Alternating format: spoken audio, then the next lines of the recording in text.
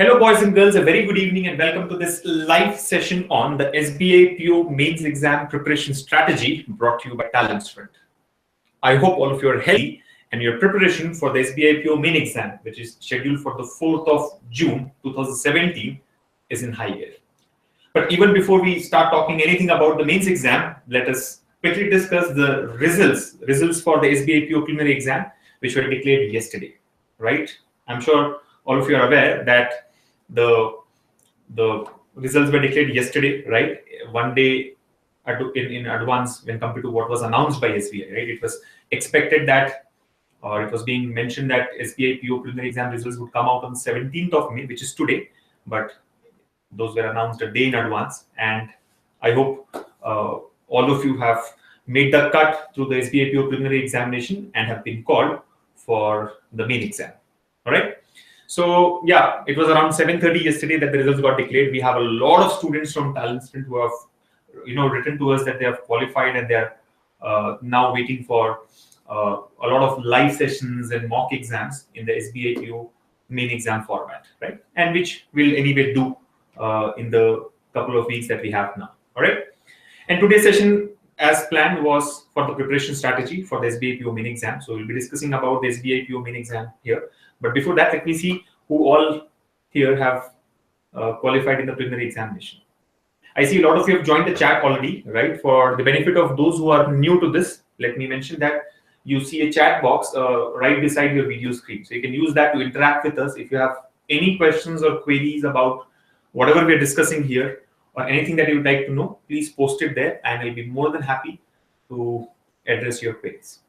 So I see Vineet Kumar, Atun Kumar, Hariharan, Anita, Vipin Rawat, then, Kalaya Saran, Sanjeev Chita, all of them have joined the session. Welcome, guys. Thank you so much for joining us here in this session for the SBI PO main exam strategy, right? Yeah, we also have Ankit here. Ankit says, headache ho gaya tha preliminary examination mein. So Ankit, what happened? How about your result? We also have Nayan Agarwal and Soumya who've joined us. So thank you, guys. The first question that I have for all of you is, what is the status? Have you made it to the SBI PO main exam or no?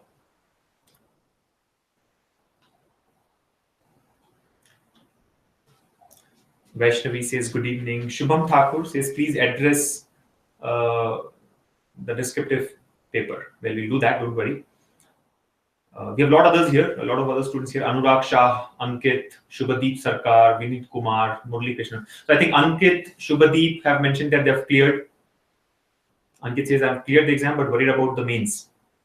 Then we have Vineet Singh, who has mentioned that he has cleared it, right? Vineet Kumar has also cleared it. And Abhijit Jha has mentioned that he has got through the preliminary examination. Shalini Jivaraj has also cleared. Himanshu Ramani has also got through the SBI PO preliminary examination. So I think, on behalf of Team TalentSprint, I congratulate you all and wish you the best for your SBI PO mains exam.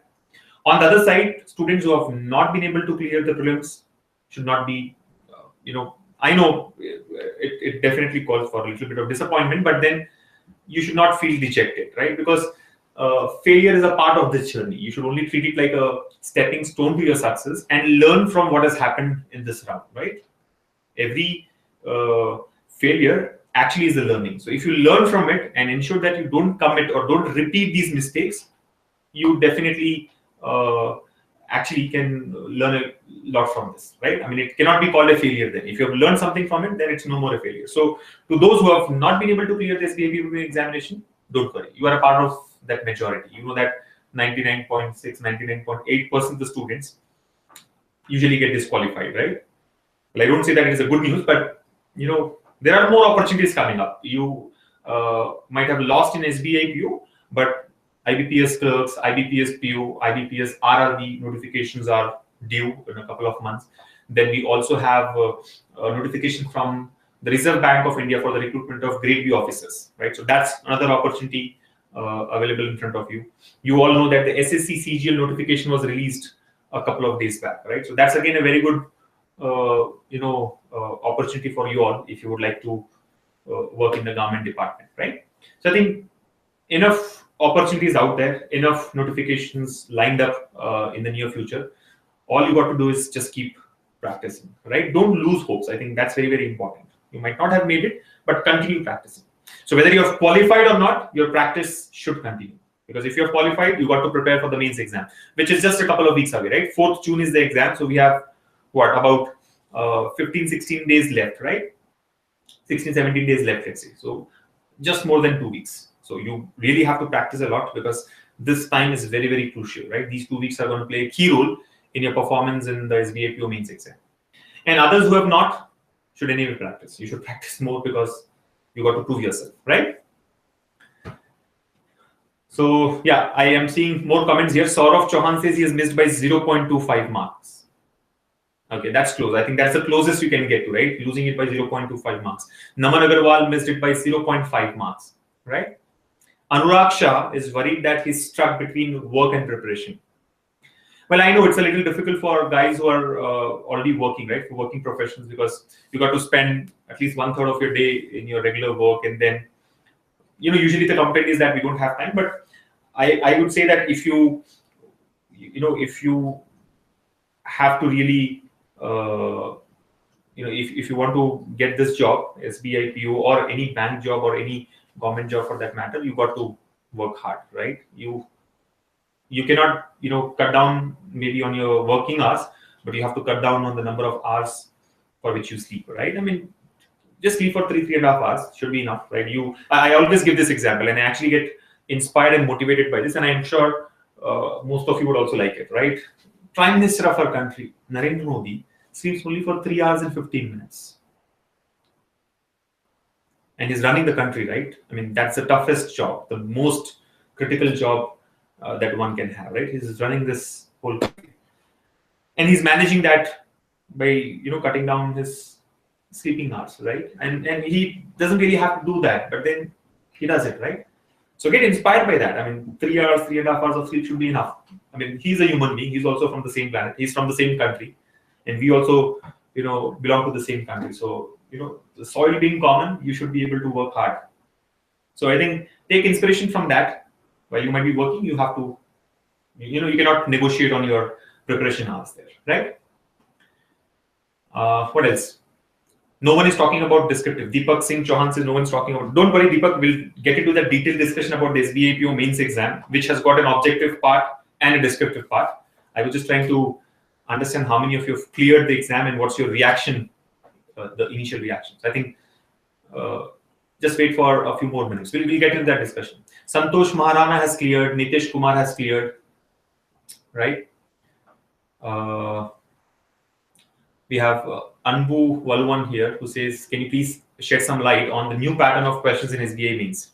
Yes, we'll discuss about that as well. We know that last year there were a few changes in the type of questions that were asked in the SBI exam, right? In the SBI mains exam, right? Balraj Chaudhary says too difficult to manage time for the mains exam.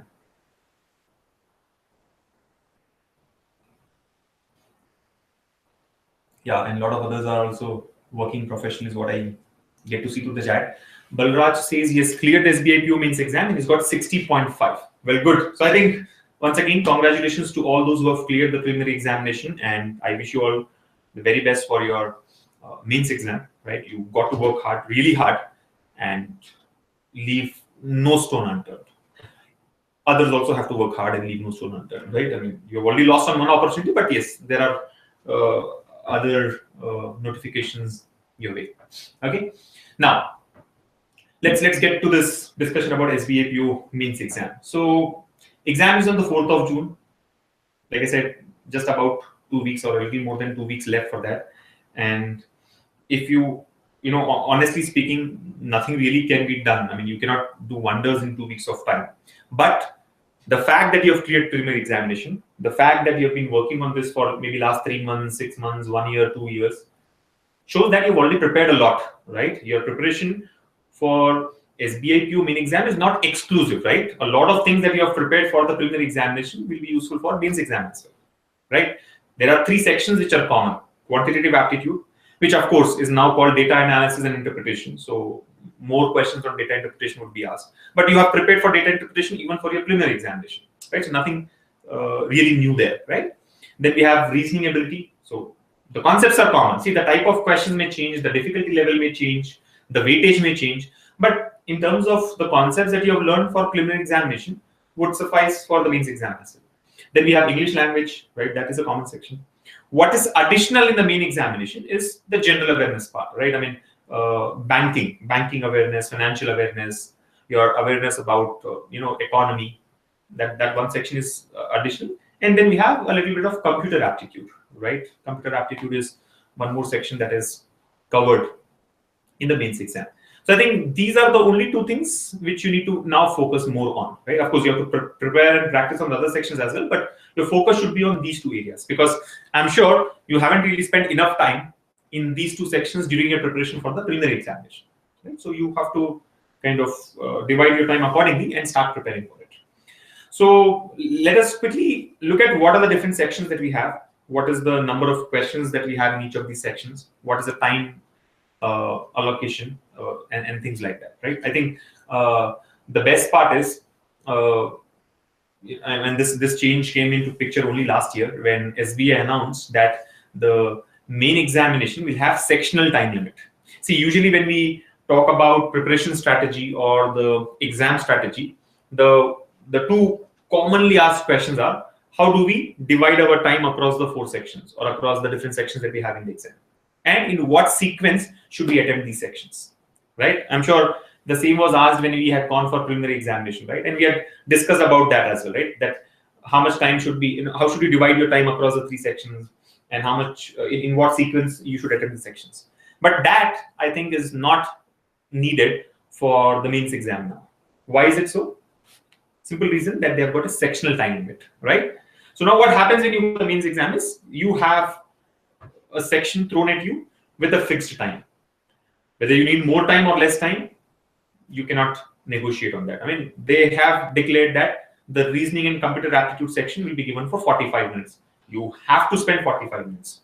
If you spend 40 minutes, 5 minutes, you just have to sit and watch. You cannot do anything about it. If you need more time also, you cannot do anything about it. You have only 45 minutes with you. So I think these two most common and most important questions that we usually need to address are no more valid, right, for the mains examination. And same happens in the IBPS PO exams also, right? I mean, both the PO exams pattern has, changed similarly, right? Last year. So I think we don't have to worry about that. Anyway, before we look at the different types of topics to be prepared and what should be your focus, what are the important do's and don'ts, let us quickly look at this scheme of examination, right? The scheme of the SBI PO main examination. Okay. So let's quickly do that. I'll share my screen now, show you the notification, and discuss about the pattern first, right? The main exam pattern first. So let me do that. I hope all of you are able to see the shared screen. So here is the SBI PO notification, you can see, right? The official notification from the State Bank of India.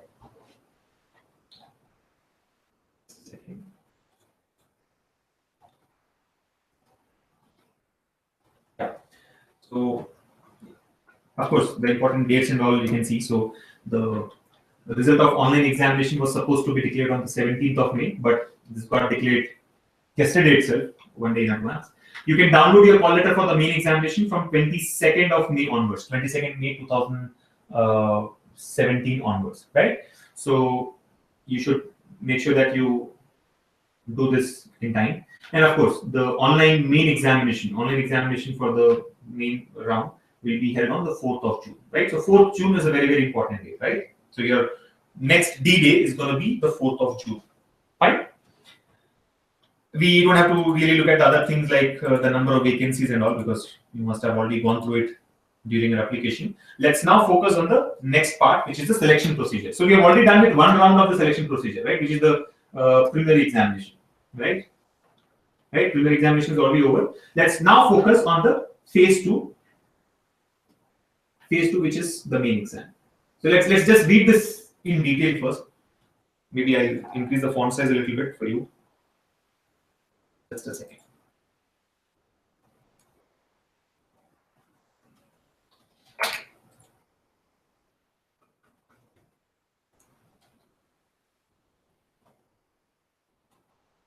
Let's focus only on the mains exam part here. So here's the scheme for the main examination, right? Look at this. So what does it say? The main exam, look at this. The main exam will consist of objective test for 200 marks and descriptive test for 50 marks, right? So there are two portions here, two sections here. One is an objective test, which carries a weightage of 200 marks. And then there's a descriptive test, which will be for 50 marks. Both the objective and the descriptive test will be online. Now, this is important. You've got an objective test, which of course is online, like preliminary examination. But the descriptive test also is online, right? Both the sections are online. Candidates will have to answer descriptive test by typing on computer. Immediately after completion of objective test, descriptive test will be administered, right? So you first have the objective test, followed by the descriptive test, right? And descriptive test will also be online, where you have to type in your answers using a keyboard, right? A computer keyboard. Now let's look at what this objective test is all about, right? So the objective test, see what it says. This will be for 3 hours duration. So important points here, right? Objective test is going to be for a duration of 3 hours, right? It will consist of 4 sections and total 200 marks, right? So 3 hours, 4 sections, 200 marks. The objective test will have separate timing for each section. So I think this is a key highlight, right? Separate timing for each section. This is what I was talking about. So we don't really have to worry about the time allocation now or the sequence, because sequence also is pre-decided, right?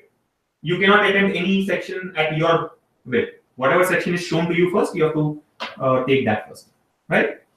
Then it says the candidates are required to qualify in each of the tests by securing passing marks to be decided by the bank.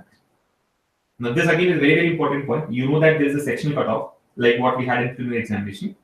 What is important here is the passing marks will be decided by the bank. So please do not ask me questions on the cutoff, right? One other most commonly asked question is what is the expected cutoff or what would be the cutoff? I don't know. It will be decided by the bank. Let's not worry about it, right? It's not in our control at all. Now, what is this? What are the different sections in the objective test, right? So the first section is reasoning and computer aptitude, right? Reasoning and computer aptitude, which will have 45 questions in it, 60 marks, and the duration is 60 minutes. So 1 hour alone for reasoning and computer aptitude. Then the next section is data analysis and interpretation, which is a part of quantitative aptitude, strictly speaking.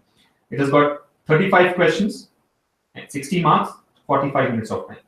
Then we have general awareness, economy and banking awareness section, which will have 40 questions, 40 marks, and 35 minutes. And the last section here is English language, which will have 35 questions, carries a weightage of 40 marks, and the duration is 40 minutes. Right? Now, if you see total 155 questions, weightage is 200 marks, and the time is 3 hours. So this is what we need to understand first, right? The first step is understand the scheme very clearly. So 4 sections, different number of questions per section, different weightage per section, and different time duration per section, right? So we have been given, out of 200 marks, 60 marks each for reasoning and quantitative aptitude or reasoning and data analysis and interpretation, 40 marks each for English language and general awareness, right? Number of questions, of course, are different in each section here, right? There will be 45 questions across reasoning and computer aptitude, right? There will be 35 questions in data interpretation and analysis.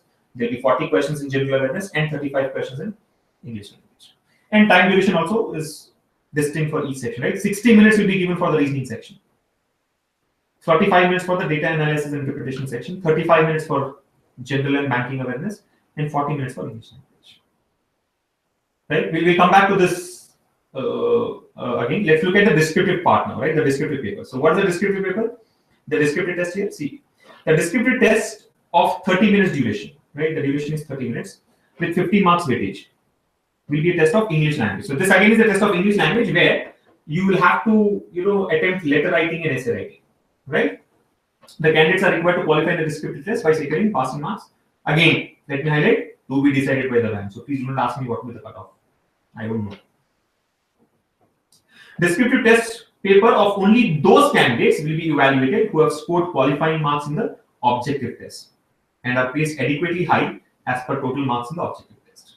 Right? Of course, there will be penalty for wrong answers and all that, both in preliminary and the main examination. You know that 1/4 is usually the penalty, right? 1/4 of the marks assigned to that question will be deducted. So if you go wrong anywhere, you lose 1/4 of the marks assigned to that question, right? That's the penalty. So this is applicable for both preliminary as well as the main examination. So even in the main examination, you will lose marks. Of course, descriptive paper will not have any penalty because you you can't really go wrong in essay writing or letter writing, right? You will be given marks based on the type of content and your writing skills, etc. But yes, the objective test will definitely have negative marking. Now, you might have questions on, the first section here, like for example, reasoning and computer aptitude. That out of 45 questions here in reasoning and computer aptitude, what will be the split between reasoning and computer aptitude? Like how many questions from reasoning and how many will be from computer aptitude? Let me tell you, I don't know this, right?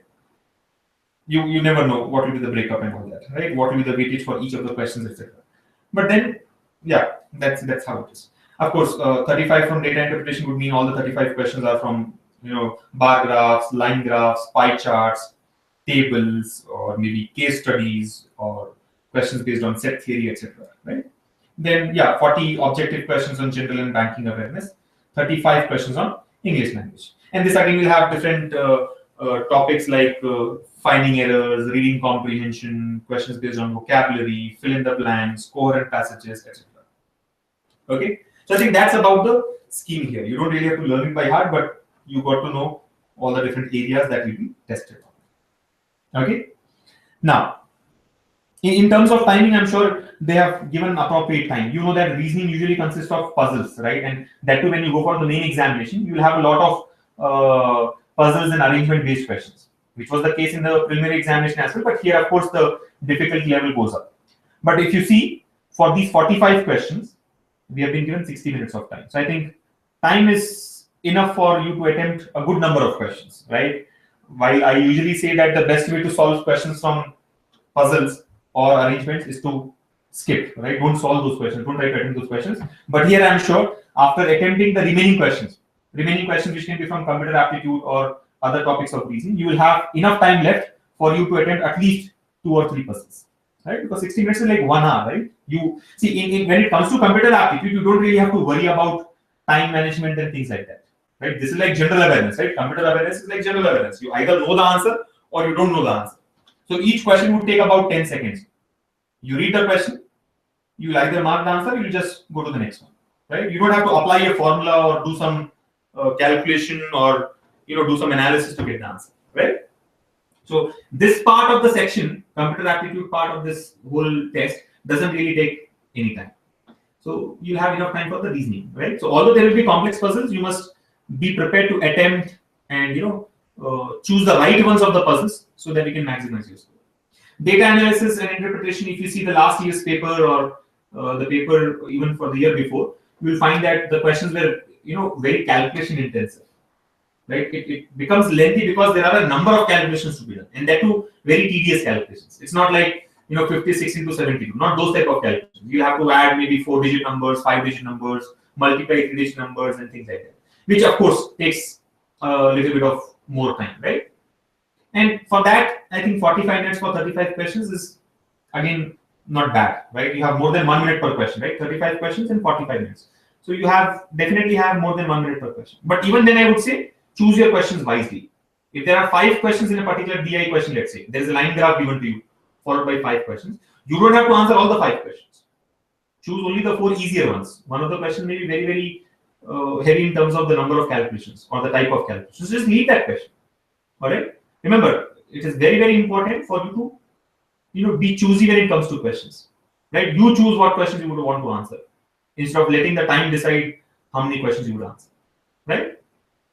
And then the next section, like general awareness or banking awareness, will have a lot of questions on banking. It will have questions on economy. It will have questions on current affairs. So if there are 40 questions in 35 minutes, I think this is one area where you will be sitting idle for some time, right? Because if I have to attempt a general awareness section where there are 40 questions, I would at best need maybe let's say 800 seconds. Yes or no? Let's say we spend 20 seconds per question. See, the point I'm trying to make here is you don't have a formula to get the answer in these sections, right? You either know the answer or you don't know the answer. Let's say there is a question asked on SLR or a question asked on CRR or something related to current affairs. What do? You cannot do anything. You either know about it or you don't know about it. So, the most of the time that we spend in banking awareness or general awareness would be gone in reading the question itself, right? So even if you spend 20 seconds per question, for 40 questions you would need 800 seconds. and 800 seconds is like 13 minutes, or let's say 13 minutes and 20 seconds, or 14 minutes, let's say, or 15 minutes. But what have we given? 35 minutes here. So I would definitely sit idle for 20 minutes here. Again, that does not mean that I'm very strong in the section. I may be very poor, but even then I'll have a lot of time left out, right? So what you should ideally do is, make sure that you be a little slow here, read the question properly, try to eliminate the wrong answers. If not, if you don't know the right answer, right? Reduce the number of choices that you have in terms of options, and then see if you want to take a chance in a few of those questions. And I think the same is applicable for English language as well. Though we have 35 questions, we have got 40 minutes of time. So more than 1 minute per question. Here, of course, there will be some topics like reading comprehension, which will take a little more time than the other independent questions. But I think in terms of time management, overall, the exam is going to be very easy, right? You have got 3 hours, right? Overall, 3 hours to attempt 155 questions. So definitely the average time is more than 1 minute. All right. So what I would say is, when you're preparing for your SBI PO main exam, don't really worry about time management. Don't worry about how many questions will you be able to attempt. Don't worry about the sequence in which you have to attempt the questions. Right? All you need to focus is do cover the right type of topics in these 13-14 days. Practice more on topics which are more relevant for the main exam, and improve your chances of selection. Right? So very clearly, nothing to worry about the strategy for the exam. You should have a strategy for your preparation in the next 14 days. Now, what should you do? Let's look at the reasoning ability section. If you look at the reasoning ability section, I don't find any difference in preliminary examination versus main examination. And when I say I don't see any difference, I am talking about the difference in terms of topics covered.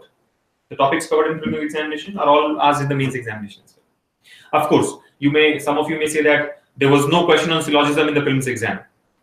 There can be questions on syllogism in the main exam, which is true. But the point is, even when you are preparing for your prelims, you have prepared for syllogism, right? It is a coincidence that there were no questions asked in syllogism. Of course, last year also there were no questions in syllogism in the prelims exam. But that doesn't mean that you did not prepare for it. At least I never suggested. I had told all the students of TalentSprint and others there that you got to prepare on all the topics, right? So nothing really different, I would say, when it comes to reasoning. Of course, the level of questions may go up, right? Like one thing that we had seen last year is they had asked questions on reverse syllogism, right? Where conclusions were given, and we are supposed to find out the statements which would be correct for the given conclusions.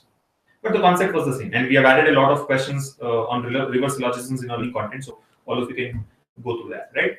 Then we have also seen that there are typical questions on coding and decoding, like 4 phrases given to you with the coded forms, and each of the codes involved a number, a letter from the English alphabet, and a symbol, right? And coding and decoding, like you all know, is something which is based on trial and error. I mean, there is no method as such that can give you the answer. You try to identify the right logic. Once you are able to crack the logic, you'll be able to answer the questions easily. The only difference is, usually when we are given 4 statements with their coded forms, you have to do that process where you find out common words, common codes, and do the mapping.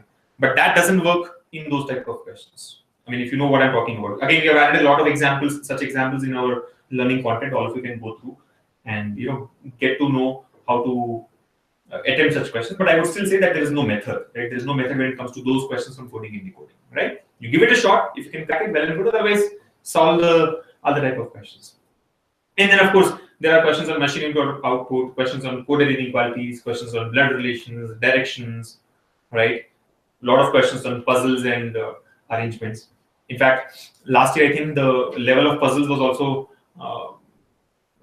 taken too high, right? I mean, we had some floor-based puzzles where about 22 floors were given, right? I mean, 22, 23 floors were to be fixed, right? Different persons on different floors, etc. So in terms of difficulty, yes, it would go up. But in terms of the type of questions or the topics that are tested, I would say would remain the same. So if you really look at it, your preparation for reasoning that way is done. Maybe you practice a little more in these 2 weeks, so that practice a little more on other types of topics like syllogisms or reverse syllogism that I mentioned. Maybe solve a good number of questions on coding and decoding, etc., so that you can think divergently during the exam. I would still say that even if you solve thousands of questions on coding and decoding, you may not be able to crack what is asked in the exam, right? But yes, you will be able to think differently, which is very, very important for you to crack these questions. Then puzzles and all, my obvious answer is skip. Try to skip those questions, solve the easier ones, and then come back. And like we have discussed, there is enough time here for the reasoning ability section, so you should make sure that you attempt at least 2 puzzles. And again, choose the right puzzles out of the given set, right? I mean, there may be 4 or 5 puzzles in your exam. Choose the ones that look to be easy, right? And give it a proper try so that you can crack it. And once you crack it, answering those 5 questions attached will be very, very easy, right? Then next section here is data analysis and interpretation. So what do we do with data analysis and interpretation? Most of the questions will be from DI, data interpretation, where the data is presented to you in terms of some picture, which can be a bar graph or a line graph, or it can be a simple table, or maybe a pie chart, or a combination of these things, right? And that's what happens in SBI PO exam, right? They don't give you a simple line graph followed by 5 questions, right? Some data is given in a line graph followed by some other data in the table, right? Or a pie chart clubbed with a line graph, or a pie chart clubbed with a table, right? So what is important here is to understand the data properly, right? In fact, we had done one session last week or a week before on data interpretation for SBI PO Mains exam, right? There also the key was to understand the data properly, because if you don't understand the data clearly and directly jump to the questions, you'll eventually get stuck and you'll find yourselves in no man's land. So very, very important that you spend a couple of minutes understanding the data. What can be extracted from the pie chart? What can be extracted from the line graph? What can be extracted by using the 2 data points together? Once you are clear with that, answering questions would become easy.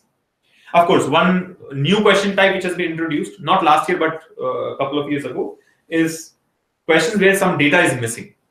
I mean, it happened in 2015, if I remember it correctly, that there was a table given to you in the data interpretation section where not every cell was filled. I mean, some data was missing, right? And that kind of created some panic among the students. But the idea is, it cannot really be missing, right? You just have to fill it some way. There will be some means to fill that gap and then answer the question. So one additional step here is you first complete the data and then move towards answering the questions, right? Like for example, usually these are asked in tabular form, where, let's say, I mean, to give you a simple example, let's say he's talking about distribution of students across 5 colleges and 3 different hobbies. So there are students who like painting, students who like singing, and students who like dancing. Then there are students from college A, college B, college C, college D, and college E. So a table is given to you. Rows are different colleges, columns are different hobbies, right? Now the percentage breakup of the students across colleges is given. So in college A, there are 45% students who like singing. There are 20% students who like dancing. And the data point for painting is missing. But since we know that the percentage is always 100, if 45 are in singing and 20 are in dancing, total 65%. So it's obvious that the remaining 35% would be from the other hobby, that painting, right? And they will give you the total. In some cases, they'll give you the total number of students across all the 3 hobbies. So you just have to make sure that you sum it up, find out the missing values, and then proceed towards answering the questions. And also, it so happens that some part of the data is given in the question. So usually in these things, what happens? Missing data, of course, you got to fill it using whatever possible in the diagram itself, or move to the questions. So some data point will be given in the question, that if singing for college A was 30%, then what is so and so? So one more value is given in the question. So using that value, you will have to answer the question. So don't worry about it, right? I mean, again, we have added at least 4 or 5 examples of missing data interpretation type of questions in our learning content. Just go through that and get the right approach, right? Get the right approach, and then you can solve the questions easily. But overall, I think and yes, other than data interpretation, there can be questions on set theory, or there can be questions on caselets, where data is given in terms of a paragraph. This again was one of the question types that was asked recently, right? I mean, I think it was again 2 years ago, where they are given a big paragraph with a lot of data. He was talking about a bank where renovation has to be done, right? There are different types of cabins in a bank: the branch manager's room, the customer lounge, the service area, the support area, and things like that. Dimensions of each of these areas were given, right? He had given us the cost of painting, cost of carpeting, cost of flooring, cost of ceiling, etc. Right? Cost of doing the renovation, then cost of electrical appliances, cost of other things, etc.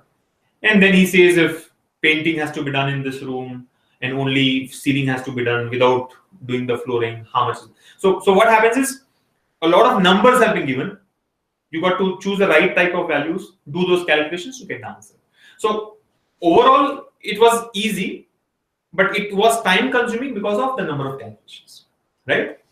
So that's one thing that was asked. I mean, these type of questions are asked. And then finally, we have questions based on set theory, right? Venn diagrams, where they usually talk about three different types of, three different categories, like people playing cricket, people playing football, people playing hockey. So how many people play football and cricket but not hockey, etc. So some data is given, then you got to do the Venn diagram properly, then answer the questions. But overall, from the section of data analysis and interpretation, whatever be the question type, what is really important for you to score more is to be strong in your calculations. The same was applicable for quantitative aptitude in the preliminary examination, right? I totally believe that if you are sharp, strong in your calculations, if you can do calculations mentally as much as possible without putting pen on paper, then you definitely have an edge over others, right? Because here it's not really about shortcut. I mean, when it comes to data analysis and interpretation, it's not about shortcut. There's no formula, there's no shortcut formula that can help you get the answer faster. Shortcuts are more to do with arithmetic ability, like questions from percentages, profit and loss, simple and compound interest, time and work, time and distance. In DI, it's not about shortcut. It is analysis, right? So you actually have to analyze the data, right? And then answer the question. And calculation plays a key role here, right? So I hope all of you have been practicing on calculations every day, as discussed in the past a number of times. I would still say that if you have not done it, the next 14-15 days, at least spend 1 hour per day in doing calculations. And when I say you have to do calculations, I mean simple calculations, 2-digit numbers, 1-digit numbers, and not 1-digit numbers, sorry, 2-digit numbers, multiplications, additions, subtractions, divisions, etc. Right? If it is a real complex one, then we'll probably do it on paper. But at least simple calculations should not be done on paper. That is where you end up wasting a lot of time, right? And you don't realize that you're wasting your time. I mean, that's a bigger problem. So focus on your calculations. I think that's very important. Next comes the general awareness in the banking awareness section, for which, like I said, there is no shortcut. What is important here, I mean, I don't want to scare you guys, but I hope that you have been keeping yourselves updated about all the national and international affairs, right? You know that current affairs is a very important component of this section, right? There will be a lot of questions on current affairs, a lot of questions on things happening around you, right? Now, you cannot really prepare on current affairs in these 14 days. What you can do in these 14 days is prepare on the current affairs of these 14 days only, right? If your idea is that you will now go back and prepare on, read newspapers of the last month or last 6 months, then you've already set yourselves up for failure, right? Because very clearly I had mentioned during the SBI PO notification itself, right, a couple of months back, that you have to do a certain things on a daily basis, and reading newspaper was one of them. So I'm sure all those who have this habit, or all those who have inculcated this habit of reading newspaper every day, in fact, not one but 2 newspapers. One is a general newspaper, and then there's a business newspaper. So all those who have been doing this for the last 6 months or 3 months have a very clear edge and advantage over others, right? And those who have not been doing it, I think it's going to be difficult for. I don't want to discourage you, but yeah, I think others are ahead of you already. But then try and do as much as possible. Now, one common question here is, how many months of current affairs should we be prepared for, right? Well, it's not a syllabus, or it's not given in the syllabus anywhere. But usually, experts believe that you got to be prepared with the current affairs of at least the last 6 months, right? So, look at all the important things that have happened, the major events, especially across the globe, and more importantly, national events, and get ready for that, right? And yeah, very clearly they have given that the focus is going to be on banking awareness and economy. So you have to be prepared for these type of questions, right? And English language is like the preliminary examination, right? There's nothing new here, just that maybe the difficulty level would go up a little bit. So I think that's about the objective part of it, right? You are already prepared with most of it, like reasoning, data analysis, interpretation, English language. You got to focus on general and banking awareness, and yes, computer aptitude. Now, computer aptitude again is like a general term, right? I mean, what on computer aptitude? They can ask you questions on, questions as simple as which of the following is an input device, to questions as complicated as, related to Java programming for that matter, right? So, I mean, there's no defined syllabus. I mean, it's like general awareness, right? Everything under the sun can be asked under general awareness. Here also, anything related to computers can be asked. But yeah, let's at least kind of have a high level view of various kind of topics like networks, internet, software, hardware, generation of computers, right? A little about programming, shortcut keys, and things like that, right? I think last year there were not many questions on computer aptitude. In fact, if I'm not wrong, there was no question on computer aptitude at all in the reasoning section. But that does not mean that you will not prepare for this year, right? Be prepared. Like I always say, the most predictable thing about these exams is unpredictable, right? You never know what will happen. So just because there were no questions on that last year does not mean that even this year there won't be any questions, right? And general awareness we have discussed already. So that's about the objective test. Now let's look at this next part, right? Descriptive test. I'm sure a lot of you are curious about how do you deal with this, because it says there will be a descriptive test for 30 minutes duration.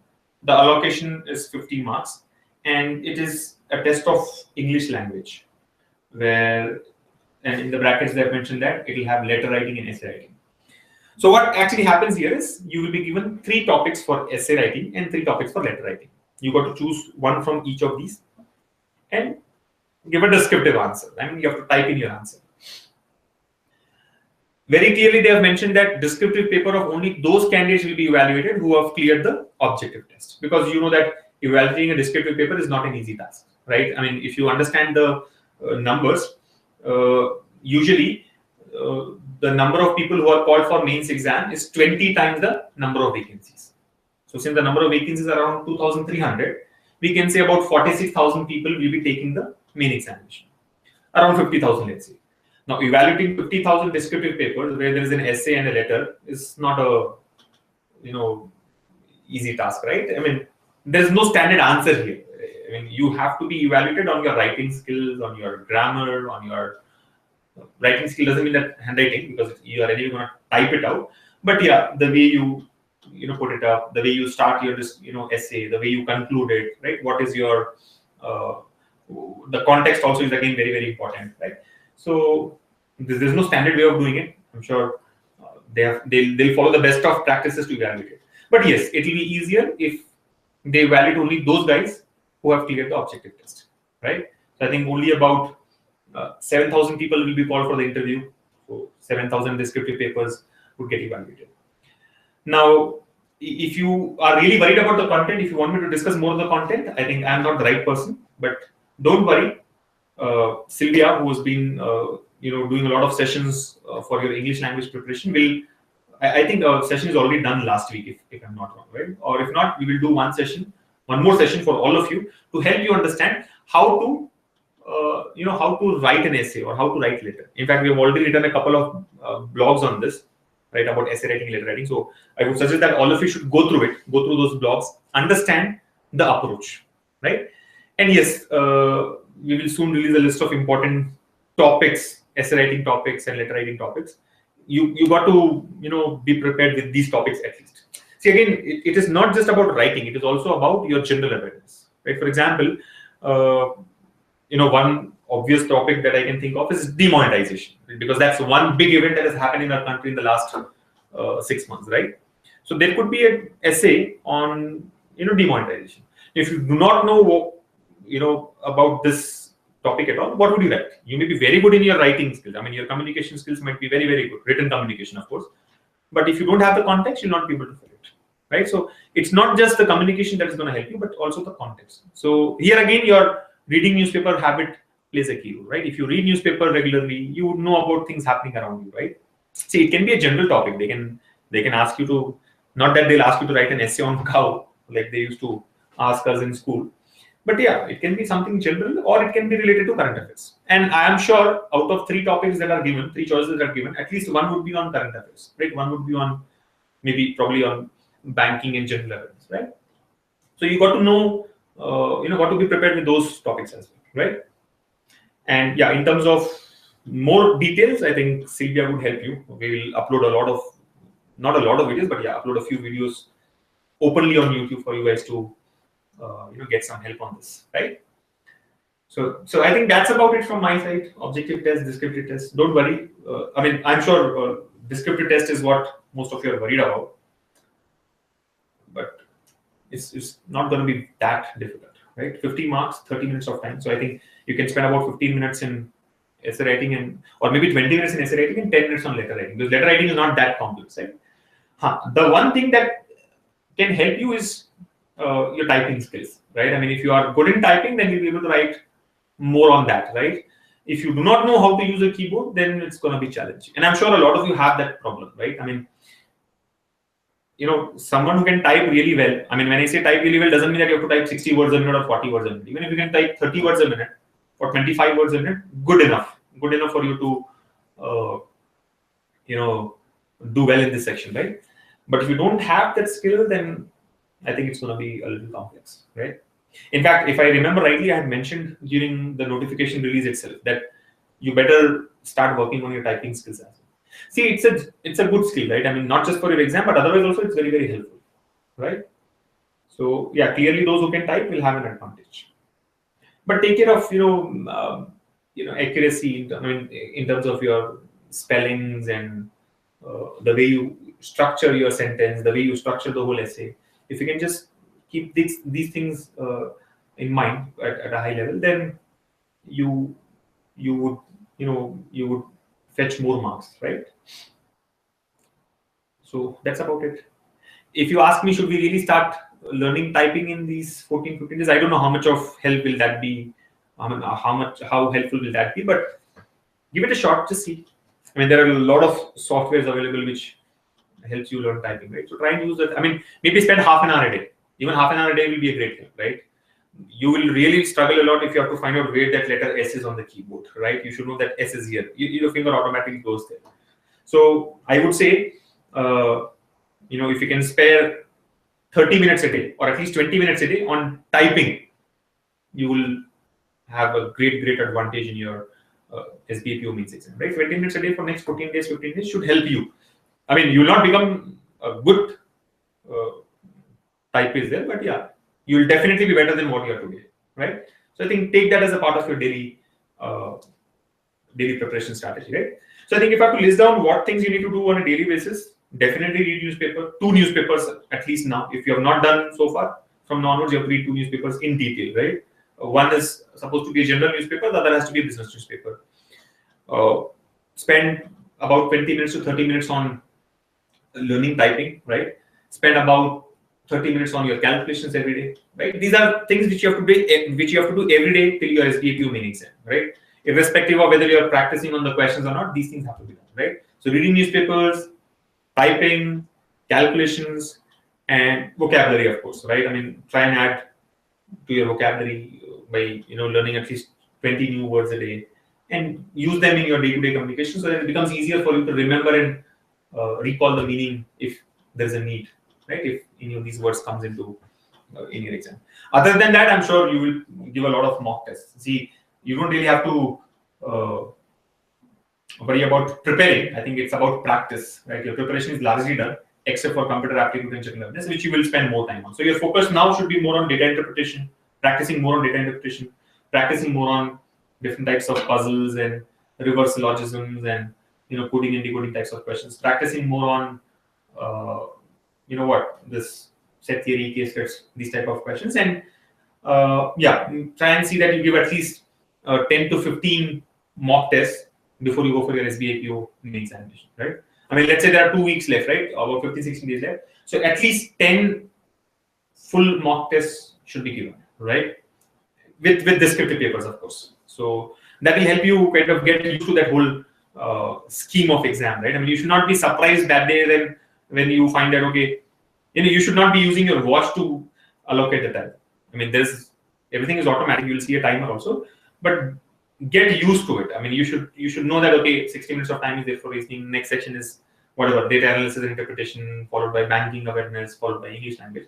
So if you practice in the real exam environment, I mean, mock-up of the real exam environment, then it becomes a lot easier for you to perform on the day of the examination, right? So I think giving on an average it will be like about one mock test every day. So give one mock test every day, full mock test in the SBI PO main exam format, including the descriptive paper, and do a detailed analysis of how you have performed, right? While I usually say that there are two components in your when you get ready for an exam. One is preparation, the other is practice.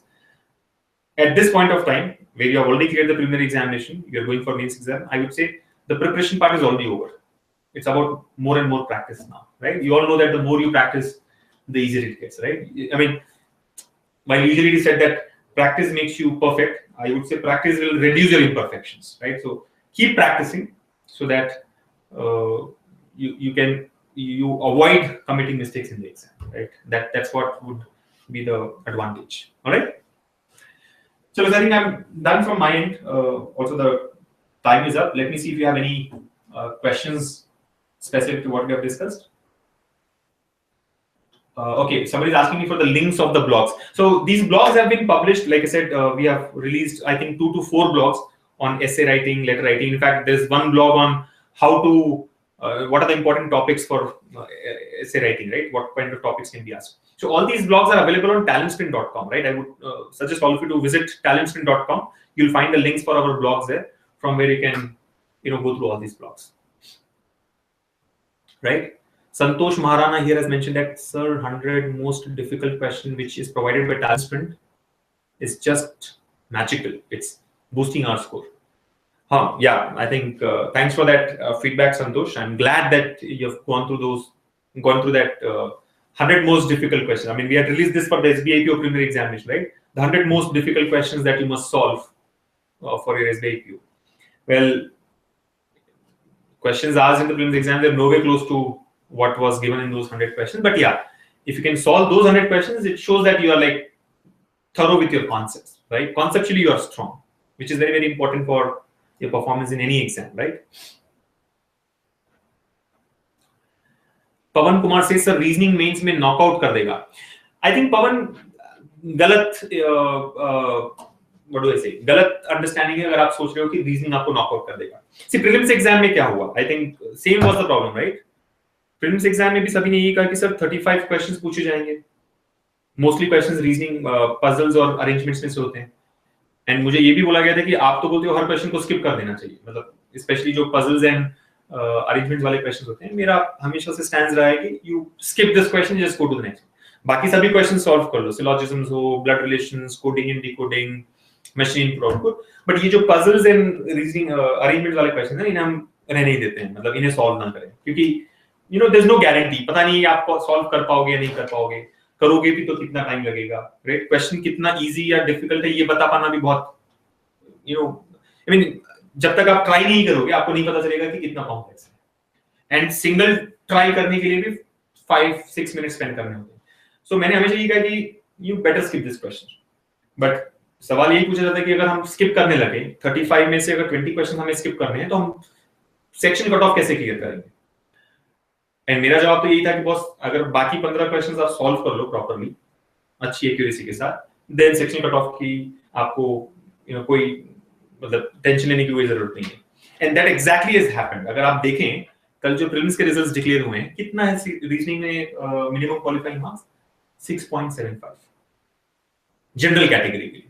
जो reserve categories को belong करते हैं, SC, STs, OBCs, इनके लिए तो section cut off 4 marks था. अब बताओ मुझे कि 4 marks out of 35, 4 out of 35 और 6.75 out of 35, is it difficult to score? नहीं.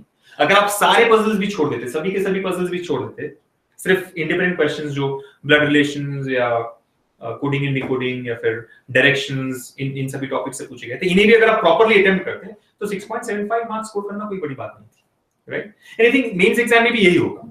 कितने क्वेश्चंस पूछे जाने वाले हैं? 60 क्वेश्चंस, राइट? 45 क्वेश्चंस रीजनिंग और कंप्यूटर एप्टीट्यूड में से आपको 60 मार्क्स दिए, 60 मार्क्स का वैल्यूज एंड 60 मिनट्स का. The advantage in mains exam is time काफी है आपके पास, तो आप पजल्स भी अटेम्प्ट कर सकोगे. क्योंकि वैसे भी अगर मान लो इंडिपेंडेंट क्वेश्चंस जो बाकी टॉपिक्स है वो सॉल्व करने के बाद अगर आप कंप्लीट भी कर ले तो बाकी क्वेश्चंस, तो आपको वैल्यू बैठना है, मतलब 60 मिनट्स जब तक पूरे नहीं होते आपको नेक्स्ट सेक्शन में नहीं भेजा जाएगा, राइट? तो क्योंकि आइडियल बैठना है, इससे अच्छा आप अटेम्प्ट कर लें. So don't worry. I think reasoning in the mains exam would be easier than the reasoning in the prelims exam. क्यों? क्योंकि यहाँ पर आपके पास बहुत टाइम है. टाइम जितना दिया गया है काफी है आपके लिए, एटलीस्ट 2 से 3 पजल्स अटेम्प्ट करने के लिए. But again I would still say पहले बाकी सारे क्वेश्चन सॉल्व करें एंड देन ही इन कॉम्प्लेक्स अरेंजमेंट्स या फिर पजल्स टाइप के जो क्वेश्चंस हैं इनको आप अटेम्प्ट करें. Right? Vishnu Prasad says computer aptitude syllabus is computer awareness or something else. Well, only those guys would know. That's what I told you. Computer aptitude is like, yeah, computer awareness only, but last year they have not asked any question. I would still say be prepared. At least go through some notes or some content on computer knowledge. Right? Sarveshwar Tiwari says, please provide some topics on essay writing. Sarveshwar, I had mentioned it a couple of times already. We are, if I'm not wrong, we have already released this blog on the most important essay writing topics.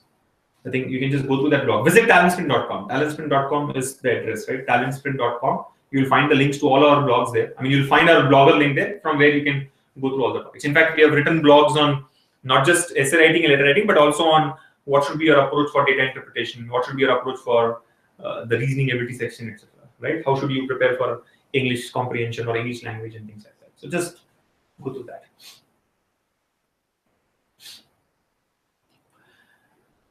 Durga Prasad has asked me a very interesting question. He says, how to be consistent and be without panic in these 15 days. So I'll tell you something very crazy here. I mean, if you have been a part of my other live sessions or other exam strategy sessions, you would know what I'm hinting towards. But for others, it might be new.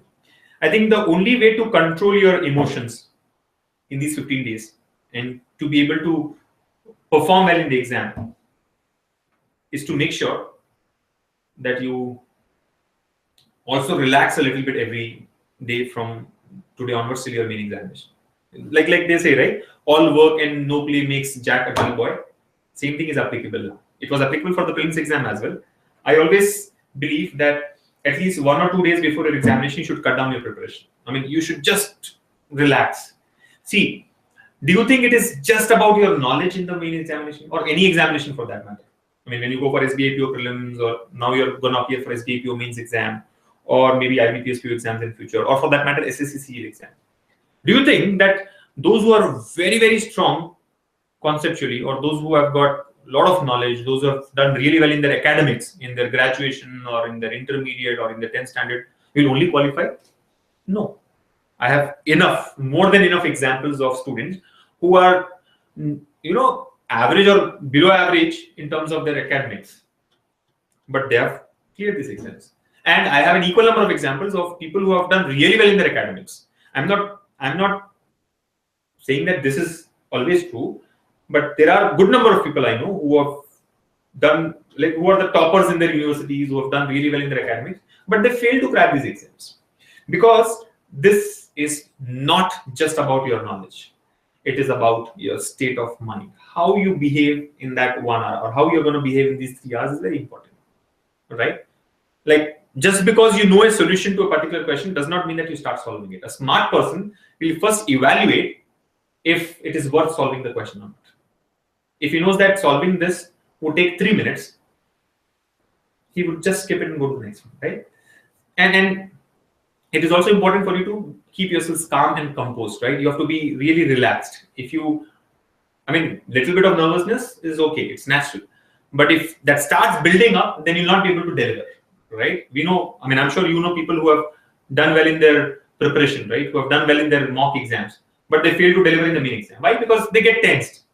Now, getting tensed is obvious, but you got to control that, right? You got to keep yourselves relaxed. How can that happen? Only when you relax. You just worry too much about things that are going to happen, or if you just start worrying about cutoff, or if you just start thinking about what kind of question will be asked, will only add to your nervousness and panic, right? So be cool. What will happen? You will not qualify. Okay. Another door is open, right? IBPS PO is coming up. IBPS clerk is coming up. So,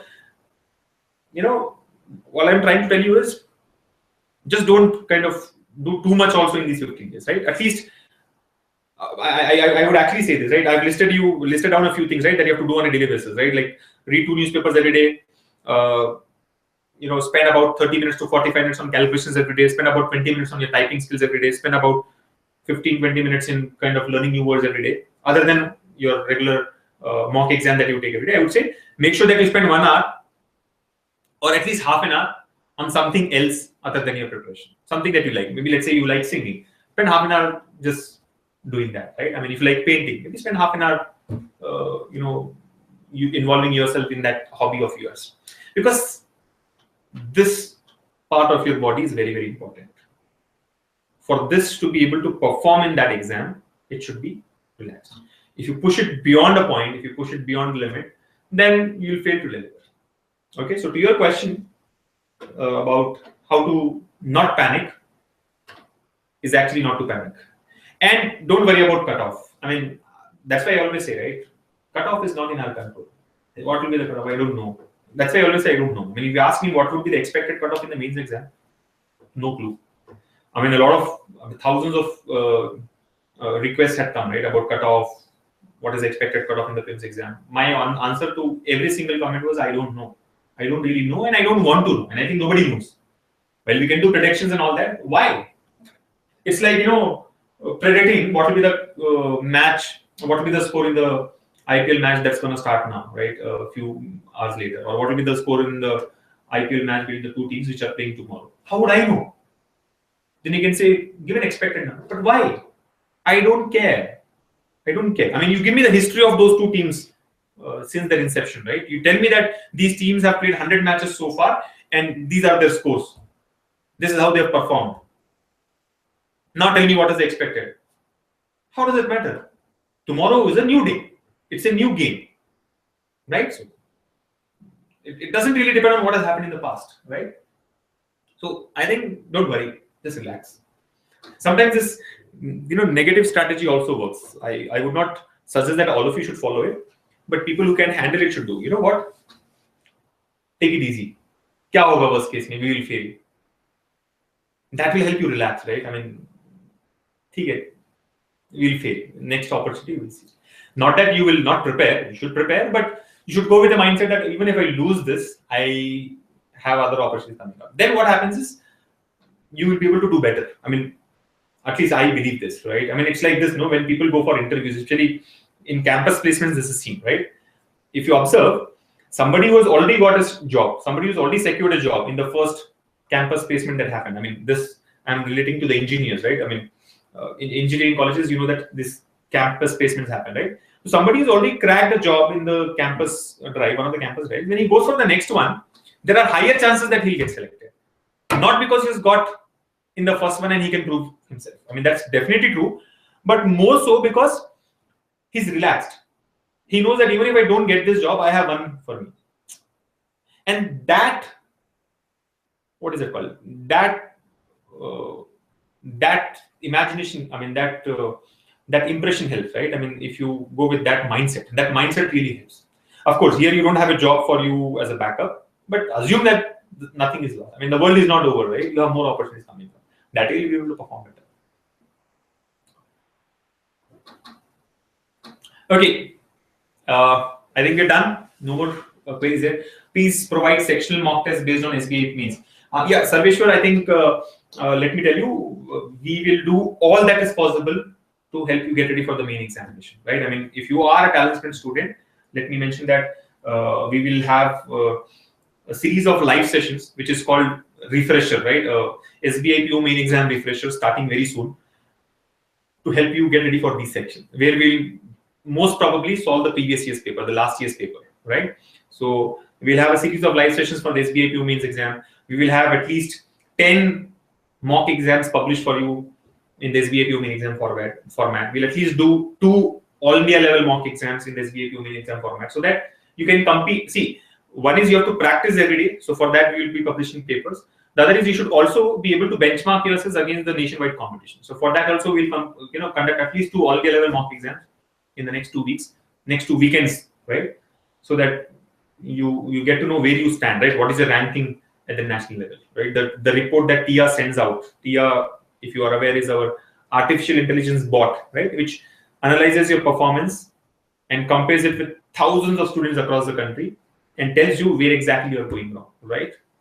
That comparison is very, very important. So that will definitely be done. We will also do sectional tests, like for example, descriptive paper, right? One is you have to take the descriptive paper along with the full test that you take, but also you should practice writing essays and letters on computer. So for that also, we are going to publish sectional test, and of course, sectional test for data interpretation, reasoning, computer aptitude, all that we get done, right? And we are also planning, I mean, to help you with computer aptitude, we are also planning a series of 3 to 4 live sessions next week. Again, these are all for TalentSprint students who have enrolled for it. So I hope you have enroll yourself to get all these features. But yeah, a series of 3 or 4 live sessions only on computer awareness, right? So we've got an expert who will cover various topics here so that it becomes easy. Like I said, computer awareness or computer aptitude is very general. Anything can be asked. So what all should you prepare? You can't really cover much in 15 days, but yeah, I'm sure these 4 or 3 live sessions that we do will orient you to do the right things, right? And you will gain a lot of knowledge in these sessions so that you have at least some components and some part covered up before you go for the main examination, right? So I think, yeah, we will do all that is possible to improve your chances of selection. So if you'd like to explore more about our program, about these features, please visit talentsprint.com, and yeah, definitely do so, because we have got some really nice blogs published for you. We are releasing a lot of videos on YouTube also, and our free sessions that we do every Wednesday, right? Today is like Wednesday, right? 6 p.m. So all these free sessions that we do now will be focused on your SBI PO mains exam only, right? So please do join us in these free sessions as well, and you can explore more about our programs on our website, which is talentsprint.com, right? And I would also like to mention that SBI PO mains is definitely the next important focus, but also focus on the other things that are coming up, right? IBPS PO exam, the SSC CGL exam, then the IBPS clerks, RRB, all these things are on your way. So keep practicing, irrespective of whether you have cleared or not. Keep practicing, get the right things in place, use the right tools, right? Have a strategy of your own, and just keep moving forward. All right. So on that note, let me close it here. I would like to thank you all once again for joining us in this session, right? And I wish you all the best for your SBI PO mains exam, right? To join us in our next session, which is on Wednesday at 6 p.m. And make sure that you go through our blogs that have been published. How do you go there? talentsprint.com. All right. Thank you once again. Keep practicing and take very good care of yourselves. I'll see you all in the next session. Bye.